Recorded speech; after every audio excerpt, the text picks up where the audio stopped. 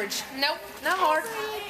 This is on averaging and line graphs, which is even easier, okay?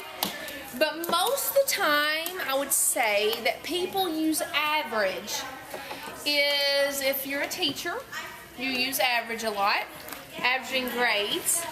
Or if you were trying to, you had a ton of campers, or a ton of kids that come to camp, and I have 4 houses, how much should I put in each one? Things like that. I need an average amount in each one. So, let's just say we're going to eat some pancakes. Y'all remember this from last year? Yes. Yes. Okay. And then when there is followed by an infinitive, so the verb in its Okay. Esther has filled her plate. All right. Lena only gets 4 and Eve gets 2. Now, how fair is that? Not fair because I want to. That's not fair. That's not fair at all, right? Okay. So how many pancakes do I have in all? This is the simplest form of average that I know. Yes. 12. I have 12 pancakes. Okay, if I am going to give everybody an average amount, same amount, what do? Divide 3 into 12 Yes, why 3? because there are 3 people. Because there are 3 people. I have 12 pancakes, 3 people, and how much does everybody get? 4. 4. So we're going to take 1 from her, and 2 from her, and everybody has 4, 4, 4. Okay, that is average to the easiest degree. But let's say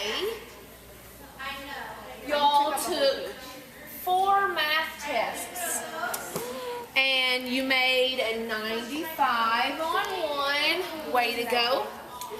And then you kind of bombed it and you made a 63. I haven't had that. Okay, but you totally redeem yourself in the next test, you get a 98.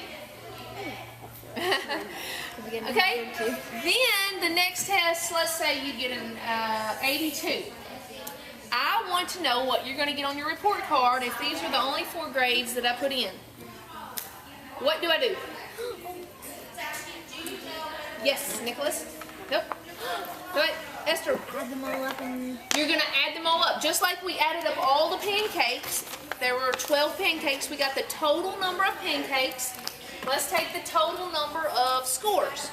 So, 8, 10, 15, 16, 17, 18, 9, 12, no, 18, 19, 27, 8, 9, 30, 21, 22, 23. Somebody check my math. Did I do it right? Yes. Okay, good. So, I have a total of 338 score points. Okay? And how many test scores do I have? Yes? 4.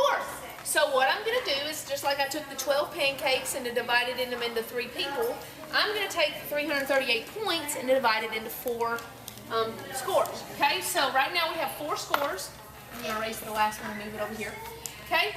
And so then I'm going to do my math. 4 will go into 33 how many times? 8. 8 times 4 is 32. Bring down 8. 4 will go into 18 how many times? 6 times. Close? 4 times. 4 times 4 is 16. And then I'm left with 2. Bring it up. And 2/4, which is what? Remain 2. 84. What is 2/4? 1/2. It is actually a half after I reduce it. So that actually means it would be, if I made it into a decimal, it would be 84.5. And me as a teacher would round that up, and I would give you an 85. So, looks like this score right here really affected the grade. Okay? Still got a C. Still went pretty good, a mid-C. Okay? So, A, B, what is that, an F? F? Yeah, I do. Okay? And so that one F kind of affected everything. Alright? So we ended up with a B. Everybody get it? That's how average works. Okay? And they may even, yes. What if you got 1 0 and then 3 100s? Let's Let's try it. 1 0, 1 0, uno cero. 3 hundreds and 1 0. I would equal 300 divided by 4. 4 will go into 37 times. Yeesh. Wow. 75. Yeesh. Yeah. That's not good. Don't want to get a 0. No. Nobody wants a 0. No, you do not. Okay. Does everybody feel like they understand how to do it? They may even ask this. What number is halfway between 27 and 81? What would you do? What do you think?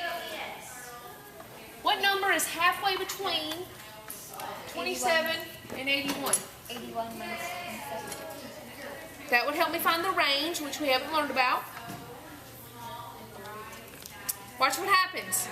Okay? Watch what happens. What do we know is half of 100? If I said I have this number 0 and 100, what is the halfway number between 0 and 100? 50. Okay, so basically what I did is I took those two numbers and divided it by 100. Okay, so watch what I'm going to do. I'm going to go in and add those two together. Okay, 81 and 27, and I would get 108. Okay, then I would divide that between 2. Okay, 2 will go into 10 5 times. 2 will go into 8 4 times. My middle number is 54. Isn't that cool that you can do that? So all you're going to do is add those numbers just like we were, and then divide it by, since there were 2 numbers, we divide it by 2. Yes? Is it okay if we also subtract? Because I got the same answer and like only by subtracting. I don't think that's going to work. What did you subtract? 81 by 27. 81.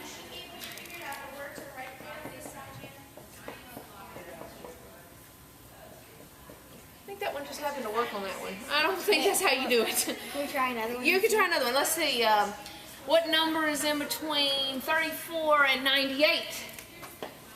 Somebody do it the subtracting way and somebody do it this way. Tell me what you get.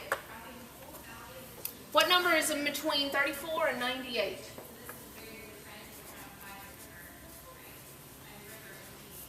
Who's doing it? I have the subtracting way. Okay, tell me the subtracting way. 64. Okay?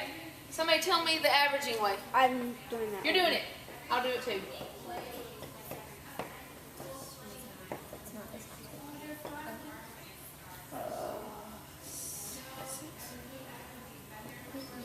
It'd be 66. 66. Did it work? No. Nope. Good try though. Whoever did it. Good try. Nope, incorrect. This one, true answer is 66, not 64. Okay? This is finding the range. You'll learn about range another day. Subtracting. Okay?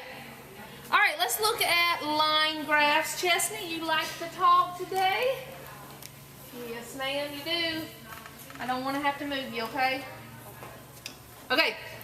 Line graphs. Line graphs display numerical information that makes a line. Pretty simple, right? It's not a bar graph because a bar graph shows bars on a graph. This is a line graph, so it shows lines on a graph. Yes. Okay, so everybody look at example 4. I'm not actually going to draw this. That would literally take me probably 5 minutes. Okay, now here's what it says. This line graph, on the left side, what does it display? Tells us her height. Okay, so we're learning about Margie and her height.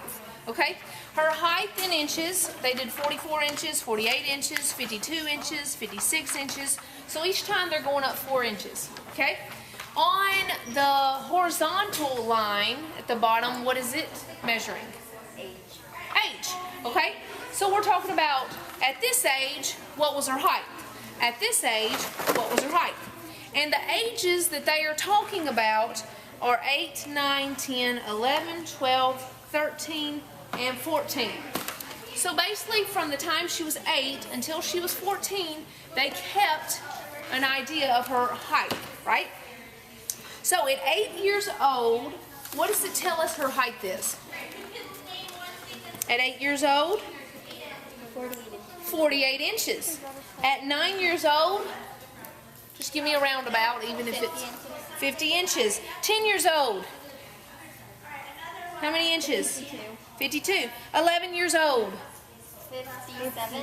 57. 12 years old, 60. 13. 65. 62.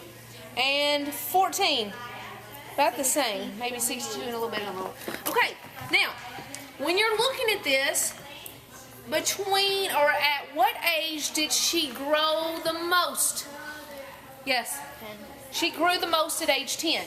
Okay, because from 10 to 11, she jumped 4, 5, 6 inches in height. Wow. So, yeah, she jumped pretty much. Okay, so that's kind of how you would read that. It's not real difficult. There's really not a way you can teach it. You just look at it and read it. I don't know how else to say it. So, do any of y'all's parents have a height chart to see how much you grow each time? No? No? It would be fun to do it on the doorway, though, you know? You can Uh-huh. do that. We actually have one at home, and Isaac and Eli, if they're on their birthday, I have them stand. Isaac literally grew this much in a year. And the year before that, it was this much. And the year before that, I was thinking, wow, you know. And so he continues to keep that same stride. Yes. There's one of these doors that we have for laundry area. Yeah. And they have little bars and everything. Oh, that's good. Yep. At my Nana and my granny's house, like,